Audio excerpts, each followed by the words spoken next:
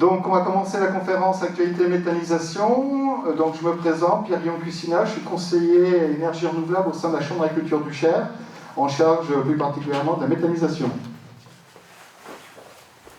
Donc, bonjour à tous, Harry Sioé, GRDF, gestionnaire réseau de solutions et donc chargé de projet biométhane sur la région Centre-Val de Loire.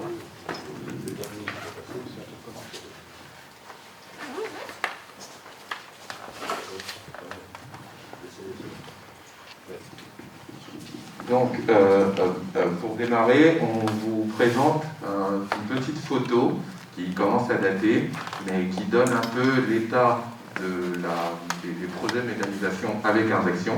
Le registre des capacités représente les projets qui sont inscrits dans ce qu'on peut appeler une file d'attente. Des projets, en gros, des projets qui ont matérialisé officiellement leur volonté d'injecter, et les projets qui injectent déjà, donc qui sont déjà en service. Donc ce principe de registre des capacités, il a deux vocations. Il a vocation à pouvoir nous donner, à pouvoir prioriser les projets, donc j'ai parlé de file d'attente, et de l'autre côté, à pouvoir aussi donner de la visibilité sur les quantités qui vont être injectées, et donc les quantités souscrites, entre guillemets, à terme. Et donc aujourd'hui, sur la région Centre-Val de Loire, globalement, on voit qu'on est autour d'à peu près 80-90 projets. Le slide commence à dater. Cette extraction, elle date plutôt du premier trimestre. Donc l'idée, en tout cas aujourd'hui, on voit qu'on est sur un paysage mouvant où il y a une forte dynamique. On a 12 projets en injection sur la région, plutôt bien répartis sur les territoires. Je pense que je ne m'avance pas trop si je dis qu'on en a au moins un dans chaque département, oui. Donc plutôt bien répartis sur les territoires. Certains territoires sont parties un peu plus tôt que d'autres, ont une dynamique plus forte, mais sur l'ensemble de la région, on est plutôt sur une région très agricole, donc forcément, on est sur une région qui a vocation à avoir de nombreux projets et une belle dynamique. Autre précision sur le slide, ce que ne dit pas le slide globalement, sur l'ensemble des 12 sites et également l'ensemble des projets répartis sur les territoires, on est en majorité sur des projets agricoles. On retrouve globalement 3-4 grands types de projets. Projets agricoles, projets collectivités. Dans les projets collectivités, on peut avoir des projets associés agricoles, mais c'est plutôt des projets biodéchets ou projets stations d'épuration des boues urbaines. Et pour finir, le dernier que j'oublie, projet industriel, industrie agroalimentaire, beaucoup plus. Donc globalement, sur la région, on retrouve 90% des sites qui injectent sont des sites agricoles. Dans l'ensemble des projets donc qu'on a à venir, on a également 80-90% de projets qui sont issus d'intrants agricoles. Donc ça prouve bien que l'agriculture reste en tout cas le fer de lance de la méthanisation à l'échelle nationale, mais encore plus sur notre région. Alors, le label Calimeta. Pourquoi un label ? Le label Calimeta, c'est surtout fournir aux porteurs de projets des solutions fiables. Il faut professionnaliser la filière méthanisation. Donc, la labellisation donnera aussi, facilitera l'accès au financement et aux assurances. C'est une demande du pouvoir public. En fait, ça vient d'Emmanuel Vargon, secrétaire d'État à l'écologie, qui l'a présenté en mars 2019. Ce label est soutenu par l'ADEME. Et ce qui est vraiment important, c'est qu'à partir du 1er janvier 2021, c'est-à-dire demain, ça sera une condition pour avoir accès aux aides ADEME et surtout aussi au financement.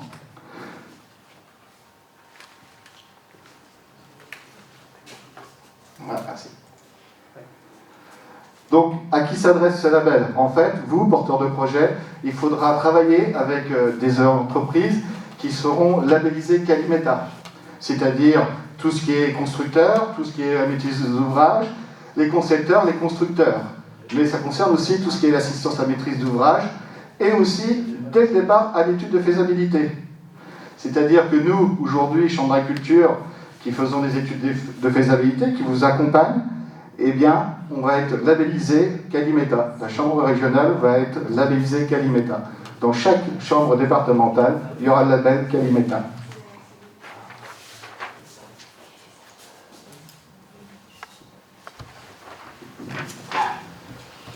On ne vous a pas de la présentation, l'objet et l'objectif de la présentation, c'est de brosser le paysage sur l'ensemble des actualités qui s'entendent aussi bien évolution réglementaire et administrative, mais également toutes les nouveautés, entre guillemets, positives ou négatives, entre guillemets, qu'on peut avoir sur le sujet de la méthanisation. Et dans les nouveautés, c'est pas tout à fait une nouveauté, mais de toutes les manières, depuis quelques mois déjà, on a longtemps entendu parler pour les projets, les porteurs de projets qui sont lancés, du droit à l'injection. Donc pour rappel, le droit à l'injection est une composante de la loi EGalim, les États généraux de l'alimentation. Je le fais souvent de manière très courte, qui disait globalement les opérateurs de réseau doivent tout faire pour accueillir des projets de méthanisation situés à proximité du réseau. Une fois qu'on a dit cette belle phrase-là, la proximité, qu'est-ce que ça veut dire? Et tout faire, qu'est-ce que ça veut dire? Donc la loi, le décret du droit à l'injection est venu définir un peu ces règles-là. Il y a eu un certain nombre d'éléments qui ont permis de donner des clés de lecture et des modalités d'application de ce décret. Et globalement, tout ce qu'on appelle aujourd'hui renforcement de réseau, donc qui permet de dégager de la capacité et de faciliter l'injection des projets, est bien à la charge des opérateurs de réseau. Là, sur la région, essentiellement GRT et GRDF, GRT Gaz, le gestionnaire de réseau de transport, et GRDF. Tous ces renforcements ont bien été définis, et en plus de la définition qui en a été faite, on a défini ce qu'on appelle un critère technico-économique qui permet de juger l'utilité ou pas, et donc la prise en charge ou pas à 100% par les opérateurs de réseau. Une fois que ces renforcements sont pris en charge, sont définis et sont pris en charge par les opérateurs de réseau, il a été défini ce qu'on appelle le timbre d'injection. Donc l'idée aujourd'hui, c'était de vous en parler parce que depuis le 1er avril pour les projets qui injecteraient sur le réseau de transport et depuis le 1er juillet pour les projets sur réseau de distribution, 1er juillet dernier, le timbre d'injection s'applique. Ce timbre d'injection, pourquoi est-ce qu'il est défini, il rentre en application? Il a vocation de pouvoir répercuter au projet les renforcements. Dorénavant, les projets ne supportent plus le coût du renforcement, ne payent plus que le raccordement. Pour ceux qui sont un peu familiers des termes, il y a encore un an, les projets payaient raccordement plus maillage. Donc, dorénavant, les projets ne payent plus que le raccordement, et tout ce qui est renforcement de réseau, qui permet de dégager de la capacité, et bien à la charge des opérateurs de réseau. Donc ça permet effectivement aux producteurs de pouvoir, l'idée du timbre est une redevance qui est une contrepartie, entre guillemets, de l'application, ou en tout cas de l'allègement qu'il y a pu avoir sur les investissements de renforcement de réseau. De quel niveau est-ce qu'il est? On a 3 niveaux de timbre, je vais le faire dans l'ordre inverse. On a le niveau 3, on a 2 types de renforcement essentiellement. On a ce qu'on appelle du rebours ou de la compression mutualisée. En gros, c'est un réseau en pression plus faible et on fait remonter le gaz vers du réseau à une pression plus élevée parce que le réseau en pression plus faible s'avère saturé. Donc c'est ce qu'on appelle du rebours ou de la compression mutualisée. Et là, on est sur un timbre de niveau 3. Généralement, ces renforcements de niveau 3 s'entendent également des maillages. Je passe au niveau 2, les maillages, c'est uniquement le fait de joindre 2 blocs de pression de réseau pour pouvoir additionner, jumeler et mutualiser en tout cas la capacité des 2 réseaux. Une maille est saturée, la maille A est saturée, on la jumelle avec la maille B, et donc on construit un réseau qui permet de joindre les 2 mailles. Dans ce cadre-là, on est sur un niveau 2. Je reviens sur le niveau précédent, le niveau 3 s'entend forcément niveau 2 également, parce qu'on ne fait pas de gros investissements tels que le renforcement rebours ou compression mutualisée sans maillage. Généralement, ça se fait peu. Donc l'idée est bien de dire, un rebours, dès qu'il y a rebours, il y a forcément un maillage, on est sur du niveau 3.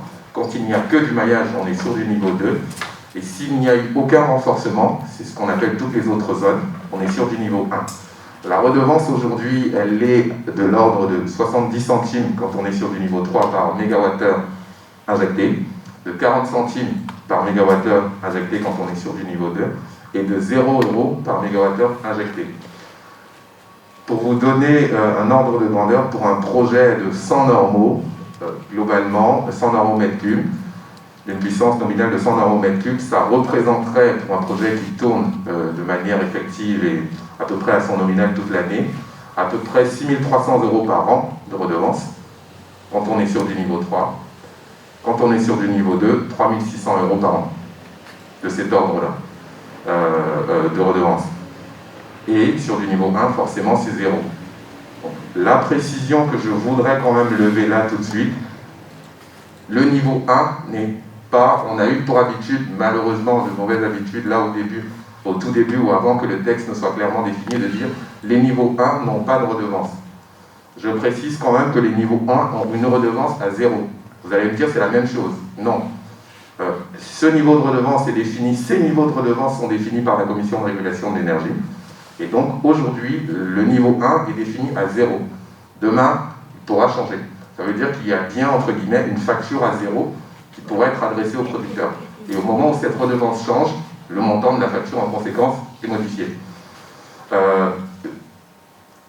Quel avantage donc pour les projets, les futurs projets? On avait un certain nombre de projets qui n'étaient pas viables parce que l'investissement réseau est beaucoup trop conséquent, parce que les mailles sur lesquelles les réseaux sur lesquels les projets souhaitaient injecter étaient complètement saturés et il n'y avait pas de solution entre guillemets pérenne que pouvaient supporter les projets, le ou les projets. Dorénavant, on a une clé de lecture et des modalités d'application qui permettent de pouvoir dire c'est bien les opérateurs de réseau qui font ces calculs-là, qui supportent le risque et qui portent les investissements. Et la contrepartie est donc que les projets s'acquitteront d'une redevance qui est payée trimestriellement, mais je vous ai donné les montants à l'année. Ça s'applique pour ceux qui ont fait un contrat avant le 1er juillet, qui ont signé un contrat de vente avant le 1er juillet, ça va s'appliquer aussi sur réseau de distribution? Oui. Contrat de vente ou contrat de raccordement opérateur de réseau? Parce qu'il y a bien deux choses. Il y a bien le contrat de valorisation du gaz de valorisation, le contrat infrastructure de construction du réseau et d'injection, typiquement avec GRDF. On est sur un contrat de location d'équipement. Donc il s'entend prestation de mise à disposition des équipements d'injection. Généralement, c'est la même chose chez GRT. À côté de ça, vous avez votre contrat de vente d'énergie avec votre acheteur, votre agrégateur. Donc, si votre contrat, ces éléments-là n'ont rien à voir avec le contrat de vente d'énergie. Ils sont plutôt en lien avec le contrat ce qu'on appelle le contrat d'injection, qui est le contrat de gestion des équipements, de mise à disposition des équipements d'injection. Si ce contrat-là a été signé avant le 1er juillet, il ne s'applique pas. Du moins, il s'applique, on est dans un niveau 1, on est sur les autres zones. Même s'il y a eu du renforcement de prévu, toujours est-il que ce contrat, l'entrée en application s'est faite à partir du 1er juillet. Donc, tous les contrats d'injection signés avant le 1er juillet, on est sur du niveau 1. Tous les autres, on est plutôt... Dites-moi. En cas de revalorisation, ce sera rétroactif ou ce s'appliquera pour les nouveaux projets? Mettons que le 0,4 passe à 0,5 pour un projet qui serait maintenant là. Est-ce qu'il sera revalorisé ou est-ce que ça ne s'appliquerait que pour les futurs projets? Je ne suis pas sûr de comprendre. Actuellement, c'est 0,4. Oui.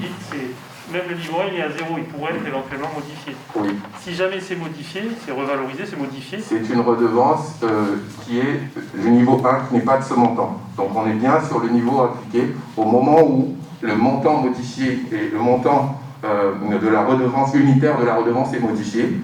Il s'applique bien, la modification s'applique immédiatement, à compter du moment où il est défini. Oui, mais pour les projets existent, enfin, pour les unités tous les projets qui tournent. Pour les projets à venir, même pour ceux qui sont déjà...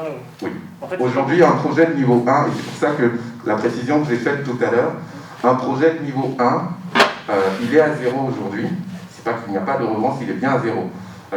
Dans même des projets qui tournent déjà, qui injectent déjà aujourd'hui, je vous ai parlé des 12 sites qui injectent sur la région, ils sont tous de niveau 1. Si la redevance passe à 0,1 centime, tous ces projets-là auront une redevance qui ne sera plus à 0, mais qui sera à 0,1 centime. À 0,1, oui, c'est ça, euros, pardon. Donc 10 centimes. Donc oui, c'est bien. Il n'y a pas d'effet, entre guillemets, rétroactif. On est sur un niveau de redevance, en fait, et au moment où on fait où les opérateurs de réseau établissent la facture, la facture est appliquée suivant le terme défini par les pouvoirs publics.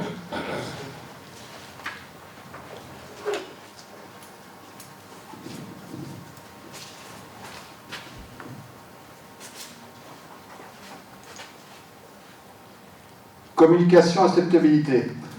On a voulu traiter cette question dans cette question d'actualité parce qu'aujourd'hui, tous les projets sont décriés. Tous les projets de métallisation sont décriés. Nous, nos accompagnements à la Chambre d'agriculture est beaucoup axé sur la communication. Il faut bien savoir que le vivre heureux, vivons cachés n'existe pas, il ne marche pas en méthanisation. Donc nous, dans nos accompagnements, on aide nos porteurs de projets à communiquer dès le moment de l'idée. Dès le moment de l'idée, on les accompagne à communiquer auprès déjà des futurs riverains de leur site. Dès qu'on a trouvé un peu le lieu, alors la recherche du lieu, elle se fait pas comme ça en disant voilà, on étudie quand même beaucoup de lieux, et là on continue de communiquer. Et on ne communique pas dans un rayon de 200 mètres autour du futur site. Non, nous, on va voir vraiment tous les riverains à 1 km autour du site. Et ça, cette communication, après, c'est à faire tout au long et à chaque phase du projet. Il est important de communiquer. Aujourd'hui, pourquoi la méthanisation est fortement décriée? Parce qu'elle est méconnue. C'est des gros projets qui font peur aux gens. Mais en leur expliquant, ça passe très bien. Je compléterai en disant deux choses. La première, effectivement, la communication se fait tout au long du projet, de la phase de l'idée à la phase de la mise en service. Même les projets qui tournent aujourd'hui, qui fonctionnent aujourd'hui, ont tout intérêt à communiquer. C'est des projets, on a pour habitude, nous, de dire c'est des projets territoriaux. Donc, qui dit projet territorial veut dire le projet qui s'inscrit dans le territoire. Donc, il y a un impact aussi bien économique sur le territoire que social. Et forcément, projet social sur le territoire demande d'intégrer la composante sociale et donc les riverains. Et on entend par riverain aussi bien le citoyen, la personne particulière qui vit sur le secteur, mais également le tissu économique des entreprises, parce qu'on a souvent tendance à négliger cet aspect-là. Le citoyen, l'entreprise reste une personne morale, donc un citoyen. La deuxième chose que je voulais dire, Pierre Guillaume a dit, la communication, elle ne se fait pas qu'à 200 mètres autour de chez soi, elle se fait sur tout l'environnement du projet. Il faut bien avoir en tête que cette communication, elle se fait tout au long du projet, mais elle doit également être adaptée. Vous ne pouvez pas avoir les mêmes éléments de communication sur une personne qui a une vision, qui a vu sur le projet, que sur quelqu'un qui habite à 5 km du projet. Donc forcément, vous devez adapter votre communication. Vous ne pouvez pas avoir les mêmes éléments de langage pour, en tout cas, pour convaincre l'entreprise que pour convaincre le particulier. Donc, il faut forcément avoir une communication, entre guillemets, active et dynamique sur votre projet. Sur notre département, on a des porteurs de projets qui ont eu des très bonnes idées. C'était de tenir des permanences lors des marchés hebdomadaires pour présenter leur projet au grand public. Alors, il y a eu énormément de visites sur leur site, ils ont fait ça pendant 1 mois sur les marchés, et le résultat aujourd'hui, c'est que à la fin, les gens venaient les voir pour dire « Est-ce que vous allez faire du financement participatif ?» parce qu'on veut adhérer à votre projet, on veut financer votre projet. Donc là, on voit bien que c'est quand même de la réussite de bien communiquer sur son projet. Excusez-moi, à propos de communication, comment les élus des communes sur lesquelles les plateformes s'installent sont intégrés ou, je sais pas, sont mis dans la dynamique ou participent à la com aussi, peut-être Je pense que tu répondras mieux que moi, mais ça fait partie aussi des personnes à intégrer dans l'adaptation à la communication. Vous n'allez pas voir les élus, le maire de la commune sur laquelle sera implanté le projet, de la même manière que vous allez voir le citoyen lambda. Donc il faut forcément... Ma question, elle était autre, elle était comment l'élu, lui aussi, participe à la communication auprès des citoyens. En fait, pour un porteur de projet, agriculteur, particulier, voilà, et comment ça peut des exemples de choses qui peut-être fonctionnent bien ou qui ne fonctionnent pas d'ailleurs. Alors nous, ce qu'on fait, c'est on va rencontrer les élus On présente le projet au conseil municipal et on leur propose tout de suite de faire une visite d'un site à peu près identique au projet. Et on les emmène et on leur explique tout du long. Et généralement, ils s'approprient bien le projet. Et surtout, on leur dit, bien sûr, vous allez avoir des déchets, vous avez des déchets aujourd'hui qui vous embêtent, et bien potentiellement, demain, ou même tout de suite, on va pouvoir les retraiter aussi dans le sein de l'unité de méthanisation. Et comme ça, on a une adhésion. Et généralement, c'est la première démarche à faire, parce que quand vous avez malheureusement des gens qui sont inquiets, ils vont voir monsieur le maire. Donc tout de suite, il faut les former à ces gens-là pour qu'ils puissent répondre et qu'ils connaissent bien la méthanisation. Donc c'est tout de suite, c'est les prendre, aller leur expliquer au conseil municipal et les faire visiter pour qu'ils apprennent bien ce que c'est. D'accord.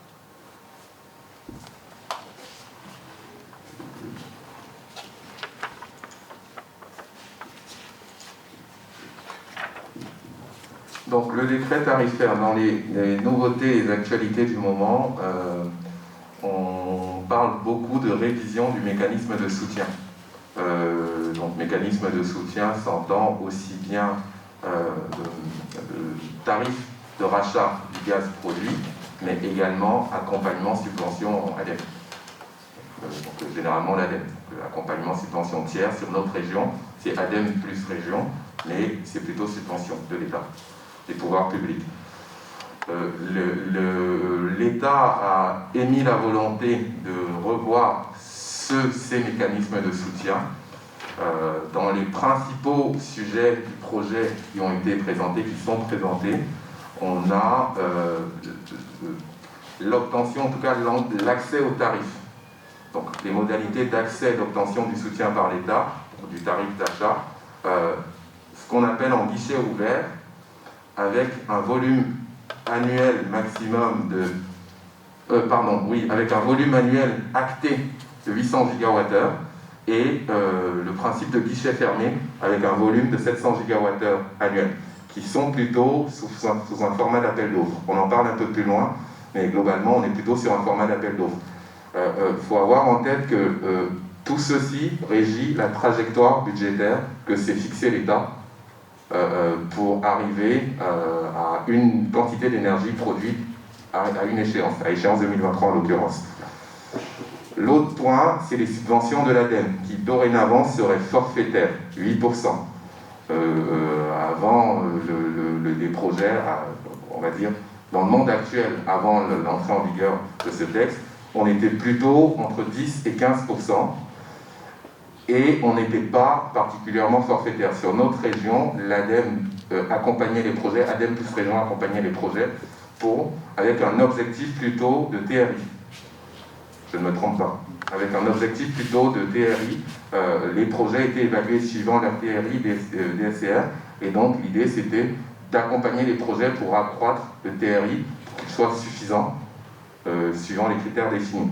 Dorénavant, on serait plutôt sous un format d'aide, de subvention forfaitaire. Et le dernier point, beaucoup le savent déjà, de toutes les manières, ce n'est quasiment plus du tout valorisé dans les contrats d'achat, c'est la disparition de la rémunération des garanties d'origine, GO pour garantie d'origine, aux producteurs.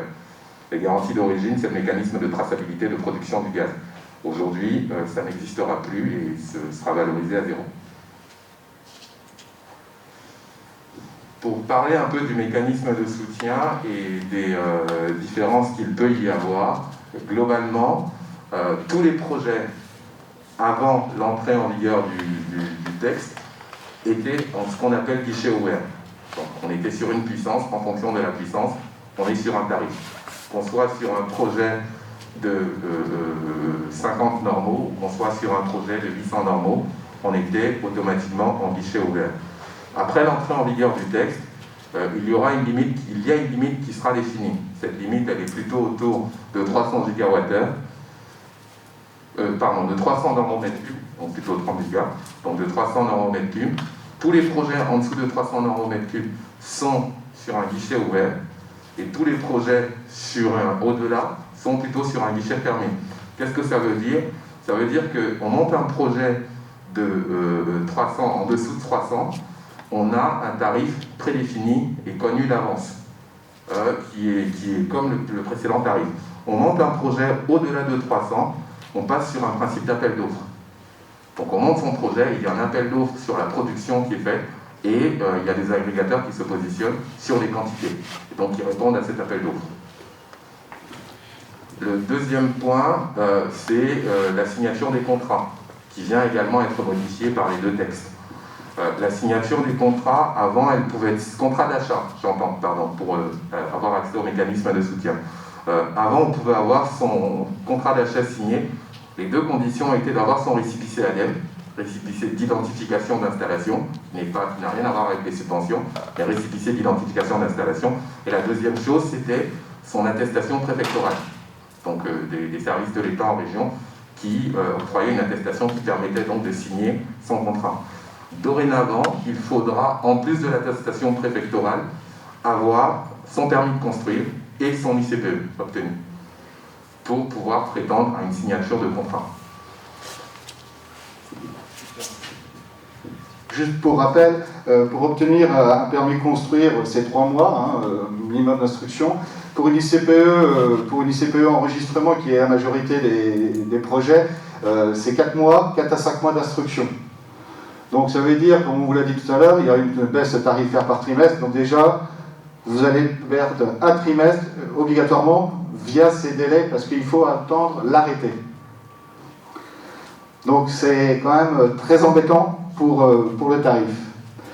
L'autre chose, c'est l'augmentation possible du CEMAX a été sans limite. Aujourd'hui, il est sans limite. Vous pouvez augmenter votre CEMAX comme vous le souhaitez. Demain, vous aurez une limite de 30% d'augmentation du CEMAX. Il y a beaucoup de projets qui commencent à 100 normaux-mètres cubes. On les dimensionne pour pouvoir faire 150, voire 180. Et demain, ce ne sera pas possible parce qu'il y aura cette limitation à 30%. Qu'est-ce que vous appelez demain? Ça va rentrer en application quand tout ça? C'est en application? C'est en cours d'échange. D'accord. En cours de validation. En cours de validation. Ça a été retoqué une première fois. Oui, ok. Pour vous donner, pour répondre, je ne sais pas si je vais répondre ou si c'est une réponse de Normand, je m'appuierai également sur mon collègue qui est pas loin, mais encore en début de semaine, on avait plutôt octobre-novembre. D'accord.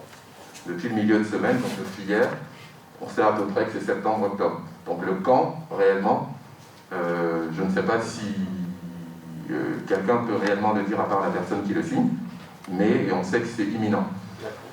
Et par contre, ce qui a été évoqué, ou en tout cas ce qui semble être l'une des modifications qu'on a eues sur le camp, c'est le principe d'arrêté provisoire, qui n'existait pas encore jusqu'à il n'y a pas très longtemps. Donc un arrêté provisoire et un arrêté définitif. Donc ce qui permettrait une période entre guillemets tampon pour des projets qui sont avant l'arrêté provisoire. Oui, je voulais revenir sur la signature du contrat d'achat. Oui. Jusqu'ici, on pouvait signer le contrat d'achat et faire le dépôt de permis de construire et le dossier ICPE après, ce qui était un peu sécurisant d'un point de vue financier. Parce que, tout à fait. Là, aujourd'hui, on va engager entre 100 et 150 000 euros sans savoir si on aura un prix d'achat qui permet de rentabiliser le projet. C'est ça. Et encore une prise de risque supplémentaire. Je traduirais, forcément on est dans une période transitoire, donc oui, effectivement dans la période transitoire aujourd'hui, on engage un certain nombre de démarches sans être sûr d'aboutir. Une fois que le nouveau tarif le nouveau mécanisme sera rentré en vigueur, que tout sera à peu près établi, vous démarrez votre projet, soit vous êtes en guichet ouvert, et vous pouvez déjà définir à peu près votre niveau de rémunération à l'avance. Elle sera plus faible que ce que ça n'est aujourd'hui, mais vous pourrez déjà établir un business plan et savoir si ça vaut le coup d'y aller ou pas. Par contre, vous saurez que, clairement, vous n'aurez pas de contrat signé avant d'avoir obtenu ces deux éléments. Pour compléter ce que disait Pierre-Guillaume tout à l'heure, il a donné les délais d'ICPE et de permis de construire. Ça aussi, ça s'entend forcément s'il n'y a pas de pièces complémentaires demandées. Parce que vous pouvez effectivement faire une demande et finalement, les services de l'État vous demandent de compléter des éléments, ce qui repousse d'autant le délai.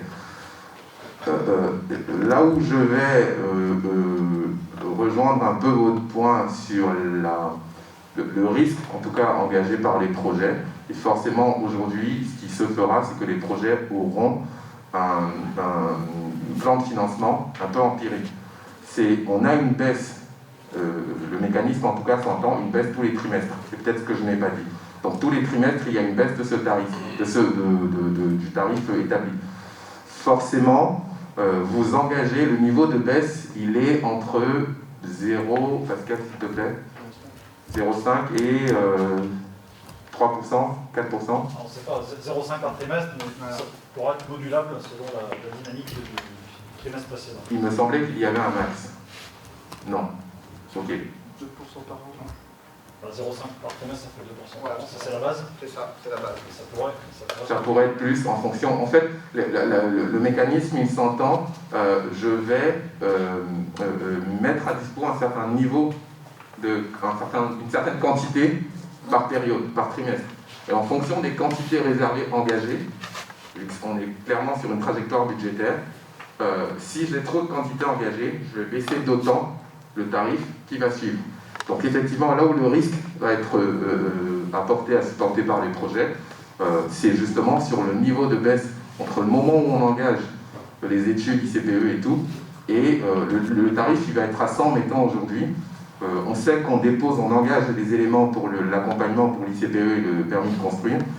On espère l'obtenir dans les 6 mois, et donc dans les 6 mois, on se dit, j'espère que le tarif n'aura baissé que de 1% par an. Par contre, s'il a baissé de 6%, forcément, effectivement, par trimestre, pardon. Une question sur le tarif. On a un contrat d'achat avec un tarif et la baisse continue à s'appliquer tout au long du contrat. Non. Non.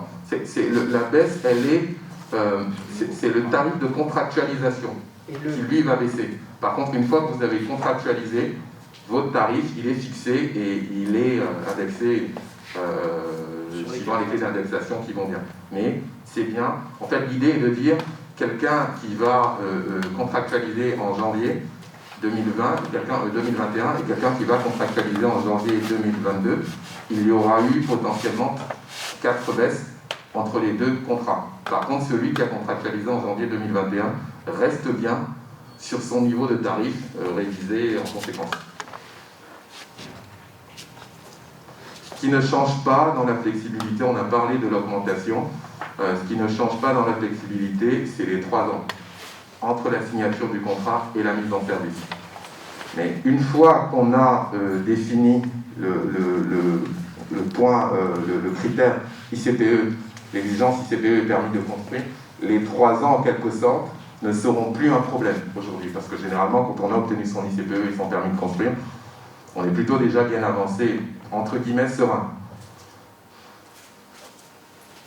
On a parlé des 30%, oui.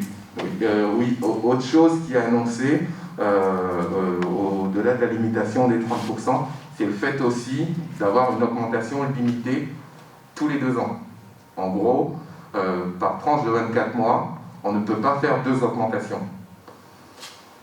Je le matérialise, on est sur un projet à 100 normaux, on décide de passer à 110, on a 24 mois, en gros on est dans une tranche de 24 mois où on ne pourra pas faire d'augmentation supplémentaire pendant 24 mois, donc sur les 2 ans. Et sur la durée du contrat, on est plutôt limité à 30% d'augmentation avec son débit de contractualisation, sa puissance de contractualisation initiale.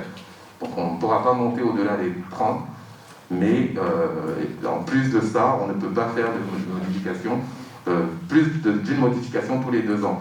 Et je terminerai, je prends votre question après, sur le fait que tout ce qu'on se dit aujourd'hui, c'est un projet de texte.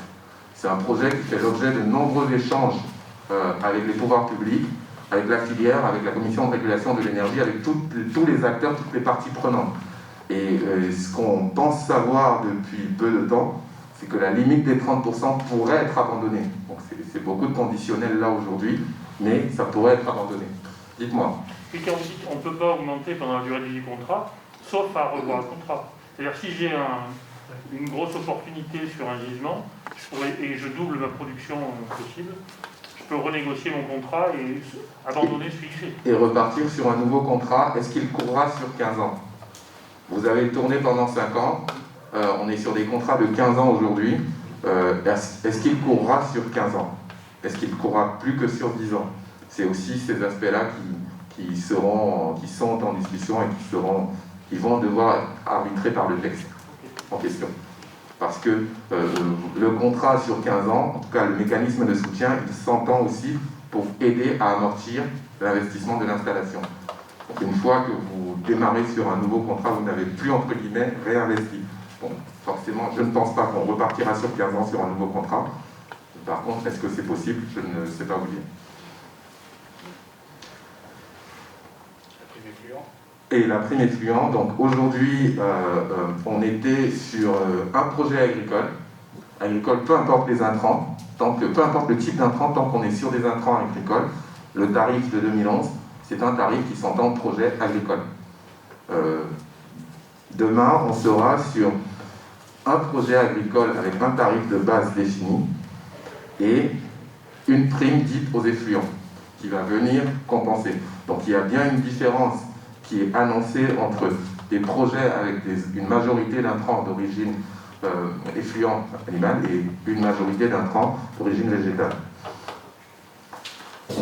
Pour vous donner quelques éléments sur le tarif, je vais commencer par le slide du bas, le tableau du bas, ce qui matérialise bien la différence entre la prime aux effluents et en gros l'impact de la prime aux effluents.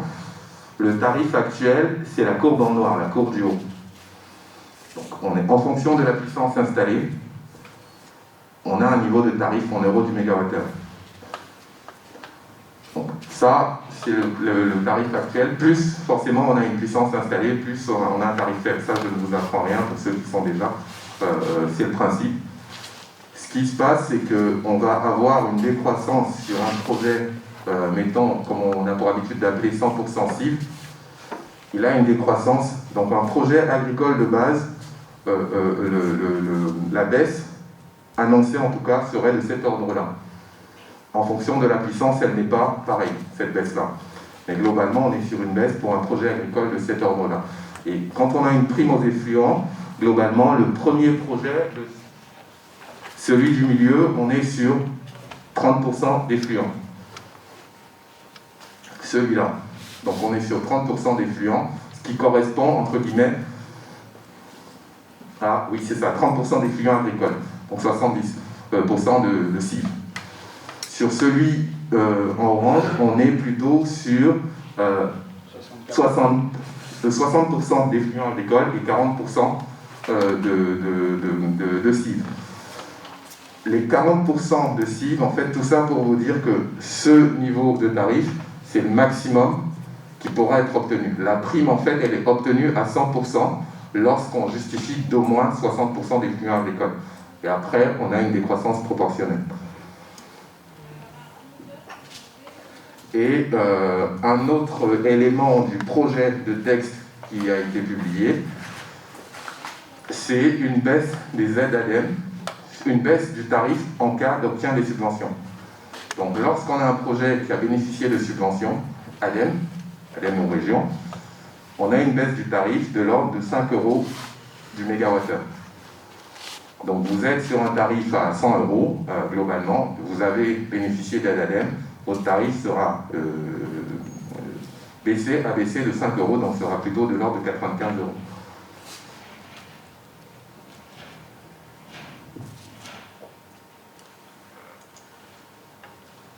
On s'est dit avec Pierre-Guillaume quand on préparait cette présentation, globalement on a l'impression que c'est la présentation des mauvaises nouvelles de la journée. On aurait peut-être dû la mettre à 17h. Ça aurait été mieux. Mais globalement, l'idée aussi est de vous dire, certes, les projets vont être un peu mis à mal, entre guillemets, mais les projets de méthanisation, en l'occurrence, restent des projets rentables.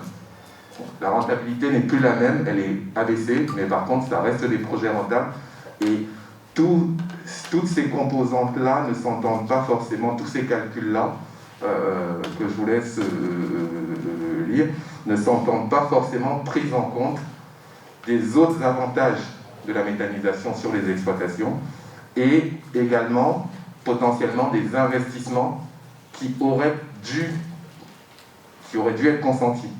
Donc, globalement, je m'explique. Je prends l'exemple d'un projet que j'ai en tête qui devait de toutes les manières avoir une mise aux normes pour le traitement de ces effluents. Donc il devait de toutes les manières avoir un investissement non négligeable. Il a choisi de faire la méta. Forcément, quand on fait une lecture, on ne prend que l'investissement méta, la rentabilité à côté. Ça ne s'entend pas prise en compte de l'investissement qui aurait de toutes les manières dû être consenti.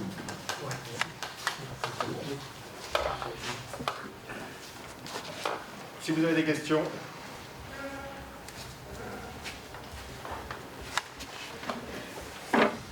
Merci de votre écoute. Merci à tous, n'hésitez pas.